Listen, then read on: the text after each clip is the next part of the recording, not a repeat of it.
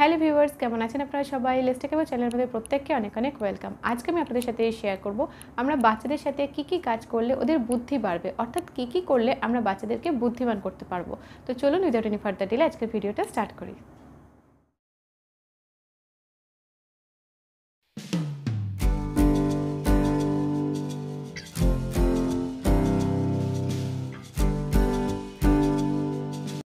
বাচ্চাদেরকে বুদ্ধিমান করার জন্য আমাদের কী বিষয় মনে রাখা প্রয়োজন, কী কাজ আমরা ওদেরকে দিয়ে করাতে পারি, সেগুলো পরপর একটা করে আপনাদের সাথে শেয়ার করছি। ফার্স্টেই মনে রাখবেন, বাচ্চাদের বুদ্ধির বিকাশ যাতে ভালো মতন হয় তার জন্য কিন্তু অবশ্যই ওদের ঘুমের ওপরে আমাদের নজর রাখতে হবে। বাচ্চারা ঠিকঠাক মতন ঘুমোচ্ছে কিনা এই ব্যাপারটা আমাদের অবশ্যই খেয়াল রাখতে হবে। সবথেকে এখনকার দিনে বড় সমস্যা হচ্ছে বাচ্চারা শোয় অনেক দেরিতে এবং ঘুম থেকে ওঠে সকালবেলায় অনেক দেরিতে। আর এটা বাচ্চাদের পুরো রুটিনের ওপরে একটা খারাপ প্রভাব ফেলে, বাচ্চাদের লাইফস্টাইলের ওপরে খারাপ প্রভাব ফেলে, বাচ্চাদের ওজন, বাচ্চাদের কনসেন্ট্রেশন মানে মনোসংযোগ, বাচ্চাদের মেজাজ সব কিছুর উপরে এটা খারাপ প্রভাব ফেলে। তো ওভারঅল যদি দেখা যায় যে বাচ্চারা পর্যাপ্ত পরিমাণে ঘুমোচ্ছে, ঘুমের রুটিনটা যাদের ঠিকঠাক, রাতে ঠিক মতন শুচ্ছে, সকালে তাড়াতাড়ি ঘুম থেকে উঠছে, এই পুরো সিস্টেমটা সারাদিনের রুটিনের মধ্যে ঘুমটা বেশ ভালোভাবে কমপ্লিট হয়, তো সেই সমস্ত বাচ্চাদের বুদ্ধির বিকাশ কিন্তু অনেক ভালোভাবেই ঘটে থাকে। এই কারণে আপনি আপনার বাচ্চা ঠিক মতন ঘুমোচ্ছে কিনা এটা অবশ্যই লক্ষ্য রাখুন, আর রাত করে ঘুম পাড়ানো বন্ধ করুন। এবং যদি বাচ্চাকে ভোরবেলা বা আর্লি মর্নিং তোলা যায় তো সেটাই কিন্তু বাচ্চাদের জন্য সবথেকে ভালো, এটা বাচ্চাদের বুদ্ধির বিকাশেও সাহায্য করে থাকে। এরপর বলি, বাচ্চাদের বুদ্ধির বিকাশ ঘটাতে ভীষণ ভালো সাহায্য করে হচ্ছে গল্প শোনানো। ছোটো বাচ্চাদের ক্ষেত্রে আমরা ওদেরকে গল্প শুনিয়ে থাকি, এটা বাচ্চাদের ইমাজিনেশন পাওয়ার বাড়ায়, বাচ্চারা অনেক কিছু চিন্তা করতে পারে। আমরা টিভিতে যেগুলো দেখি সরাসরি বাচ্চাদেরকে দেখিয়ে দিই, ফলে বাচ্চাদের ইমাজিনেশন বা কল্পনা শক্তি বাড়ে না। যদি আমরা বাচ্চাদেরকে গল্প পড়ে শোনাই, বাচ্চারা কোনো কিছু তো চোখের সামনে দেখতে পাচ্ছে না, নিজেই পুরোটা কল্পনা করতে থাকে, আর এটাও কিন্তু বাচ্চাদের বুদ্ধির বিকাশ ঘটাতে ভীষণ ভালো সাহায্য করে। যখন বাচ্চারা ছোট থাকবে তখন বাচ্চাদেরকে প্রথমে গল্প শোনান, বাচ্চারা সেটা শুনবে, ইমাজিন করবে। তারপর যখন আস্তে আস্তে বাচ্চা বড় হবে তখন বাচ্চাদেরকে গল্পের বই কিনে দিন, বিভিন্ন রকম ছবি দেওয়া গল্পের বই কিনে দিন। সেই গল্পের বই দেখে আপনি কিছু গল্প পড়ে শোনান, বাচ্চাকেও মাঝে মাঝে ছবিগুলো দেখান এবং কিছু কিছু করে শব্দ পড়তে শেখান।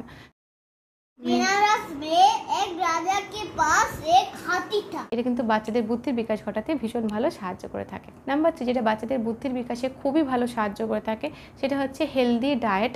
বাড়িতে যা যা খাবার দাবার হয়, স্বাস্থ্যকর খাবার দাবার, সেই সমস্ত হেলদি খাবার দাবার বাচ্চাকে খাওয়ান এবং সাথে সাথে আনহেলদি খাবার দাবার বাচ্চাকে যতটা সম্ভব কম দেওয়া যায় সেটাই চেষ্টা করুন। অত্যাধিক পরিমাণে তেল ময়দাযুক্ত খাবারগুলো বাচ্চাকে যতটা সম্ভব কম দিতে পারেন ততটাই ভালো। ভাজা এবং সাথে সাথে মিষ্টিযুক্ত খাবার যতটা বাচ্চাকে কম দেওয়া যায় ততটাই কিন্তু ভালো। হেলদি খাবার দাবার, বাদাম, ফাইবারযুক্ত খাবার, ফল, সবজি, ভাত, ডিম, ডাল, চিকেন ইত্যাদি যে সমস্ত খাবারগুলো হয়, এই সমস্ত হেলদি খাবার দাবার বাচ্চাদেরকে খাওয়ান।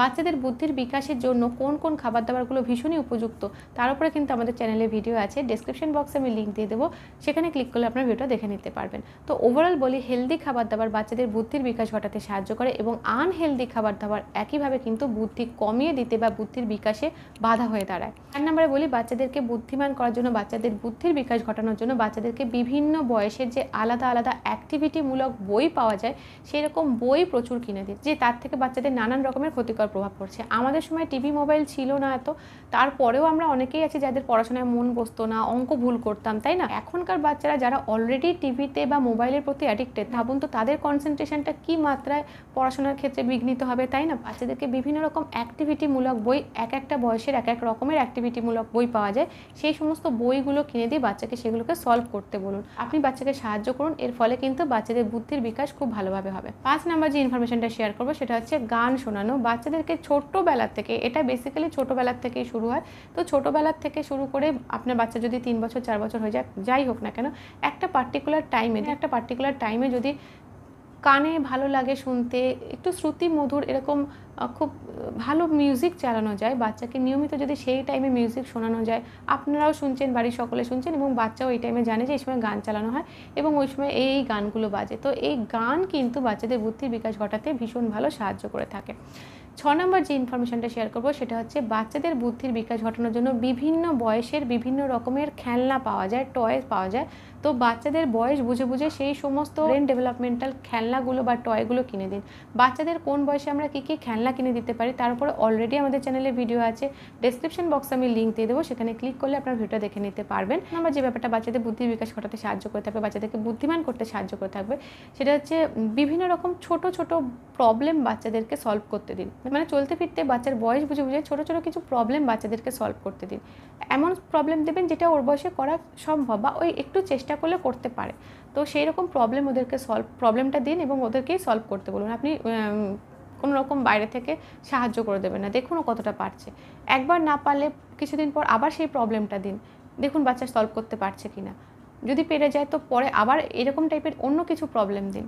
তো বাচ্চার বয়স বুঝে বুঝে খুব সহজ কিছু প্রবলেম বাচ্চাদেরকে সলভ করতে দিন, দেখুন বাচ্চা সেটা সলভ করতে পারছে কিনা। যদি এরকম প্রবলেম দেওয়া হয় ওদের বয়স বুঝে বুঝে এবং ওরা নিজেরাই খুঁজে টুজে সেই প্রবলেমটা সলভ করতে পারে, তাহলে এই প্রবলেম অ্যান্ড সলভ এই ব্যাপারটা কিন্তু বাচ্চাদের বুদ্ধির বিকাশ ঘটাতে সাহায্য করে থাকে।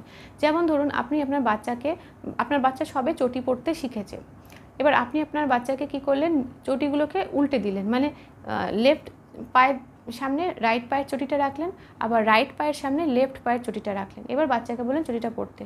বাচ্চা কতটা সময় নিচ্ছে সেটাকে বুঝে ঠিক পায়ে ঠিক চটিটা পরার জন্য সেই ব্যাপারটা লক্ষ্য করুন। বাচ্চাকে দিয়ে বলুন, বাবা দেখ তো চটিটা ঠিকঠাক দেওয়া আছে কিনা। ও লেফট পাটাকে বাড়িয়ে লেফট চটির দিকে নিয়ে যাচ্ছে কিনা লক্ষ্য করুন, রাইট পাটাকে বাড়িয়ে রাইট চটির দিকে নিয়ে যাচ্ছে কিনা লক্ষ্য করুন। এইরকম খুব সামান্য ছোটো ছোটো প্রবলেম বাচ্চাদেরকে সলভ করতে দিন। ধরুন আপনার বাড়িতে নীল, লাল, সবুজ বিভিন্ন কালারের বোতল আছে, প্লাস্টিকের বোতল তো অনেকের বাড়িতেই থাকে।